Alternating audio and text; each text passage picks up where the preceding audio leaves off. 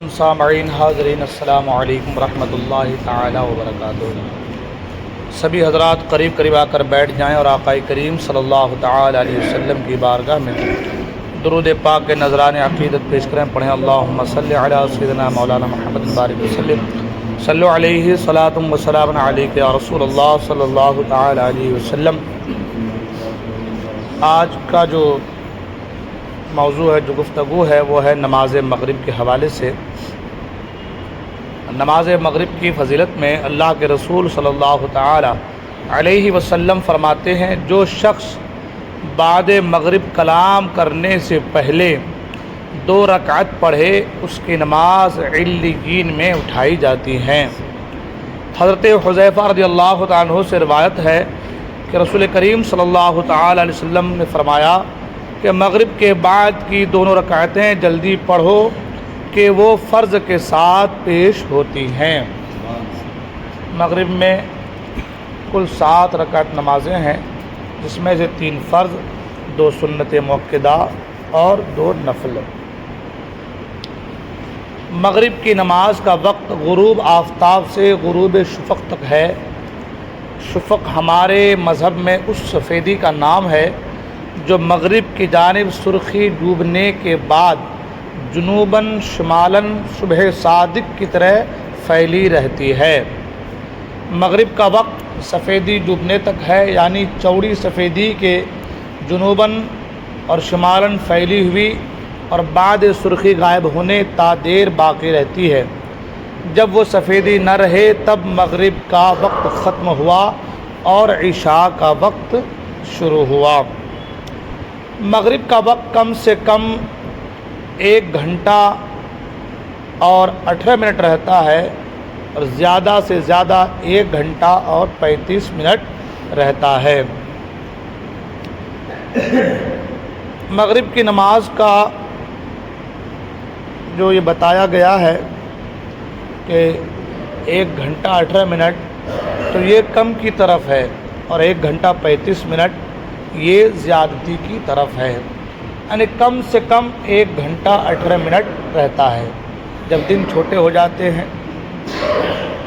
تو اس کا بھی اس کی ڈیٹیلز جو ہے، کب وقت بڑھتا ہے، کب کتنا وقت رہتا ہے، اس کو اس کتاب میں دیا گیا ہے کہ کب بڑھتا ہے اور کب گھٹتا ہے۔ مغرب کی اذان کے بعد 3 چھوٹی آیات یا 1 بڑی آیت پڑھنے کے وقت کی مقدار جتنا وقفہ کر کے اقامت دے دینی چاہیے۔ مغرب کی اذان کے بعد کتنی دیر کے بعد اقامت پڑھنی چاہیے؟ تو کہتے ہیں کہ اذان کے بعد 3 چھوٹی آیات یا 1 بڑی آیت پڑھنے کے وقت کی مقدار جتنا رک کر کے وقفہ کر کے اقامت دے دینی چاہیے۔ اذان مغرب میں بلا وجہ شرعی تاخیر خلاف سنت ہے، لہذا اذان مغرب میں بلا کسی شرعی وجہ کے تاخیر نہیں ہو سکتی۔ اگر 1 نقطہ بھر سورج کا کنارہ غروب ہونے کو باقی ہے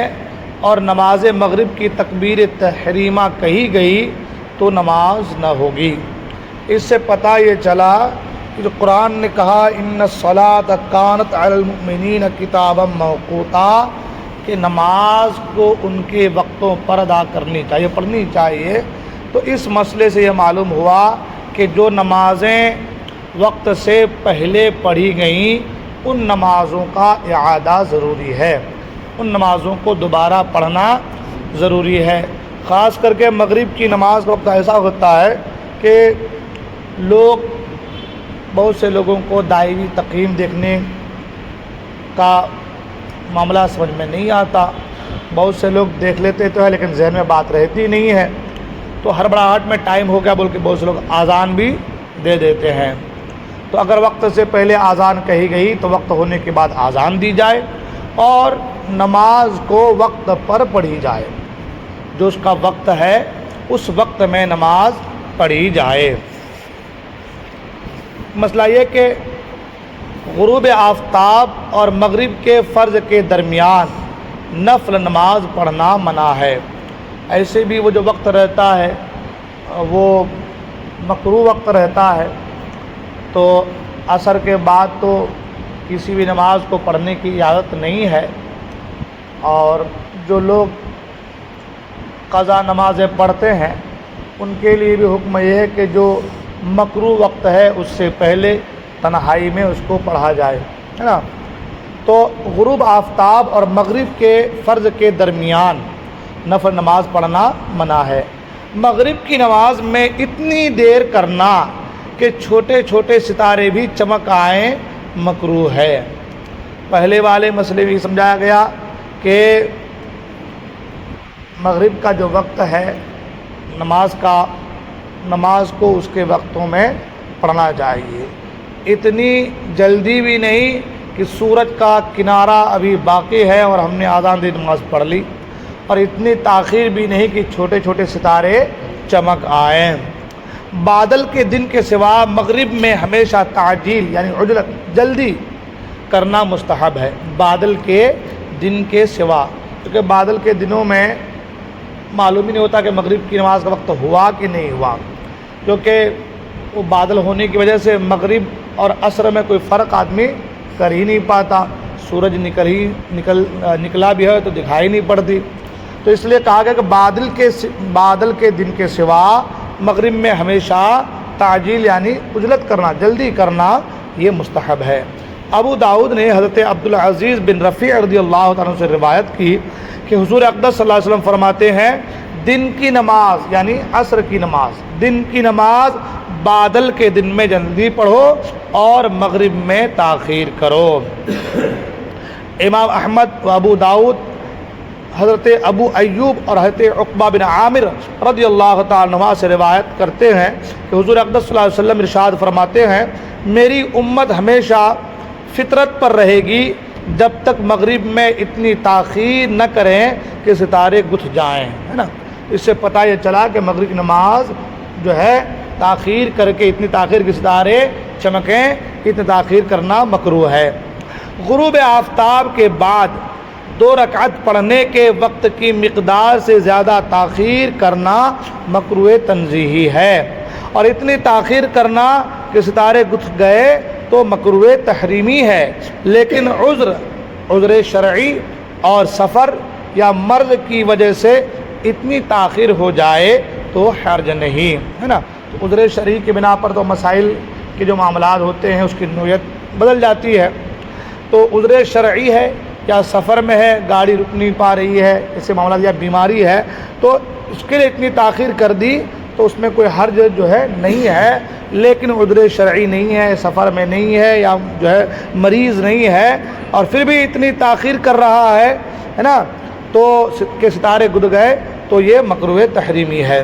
حضرت نافع رضی اللہ عنہ سے روایت ہے کہ میں حضرت عبداللہ بن عمر رضی اللہ عنہ کے ساتھ سفر میں تھا اور وہ بسرعت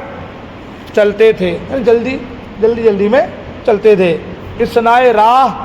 سورج ڈوب گیا اور انہوں نے مغرب کی نماز نہ پڑھی، حالانکہ میں نے ان کی ہمیشہ کی عادت یہی پائی تھی کہ نماز کی محافظت فرماتے تھے۔ جب نماز میں دیر لگائی تو میں نے کہا خدا آپ پر رحم فرمائے، نماز آپ نے میری طرف دیکھا اور آگے روانہ ہوئے۔ جب شفق کا آخری حصہ رہا اتر کر مغرب پڑھی، پھر عشاء کی تکبیر اس حال میں کہی کہ شفق ڈوب چکی تھی، اس وقت عشاء پڑھی، پھر ہماری طرف منہ کر کے فرمایا کہ رسول اللہ صلی اللہ علیہ وسلم کو جب سفر میں جلدی ہوتی تو ایسا ہی کرتے، ہے نا۔ تو پتہ چلا کہ اگر سفر میں ہے یا مریض ہے یا کوئی عذر شرعی ہے تو اتنی تاخیر اگر کر دے تو کوئی حرج نہیں ہے، لیکن سفر میں نہیں ہے، بیمار نہیں ہے، کوئی عذر شرعی نہیں ہے تو اتنی تاخیر کرنا یہ مکروہ ہے۔ انشاءاللہ الرحمن مغرب کے کچھ مسائل آگے بیان کیے جائیں گے۔ اللہ تبارک و تعالیٰ کی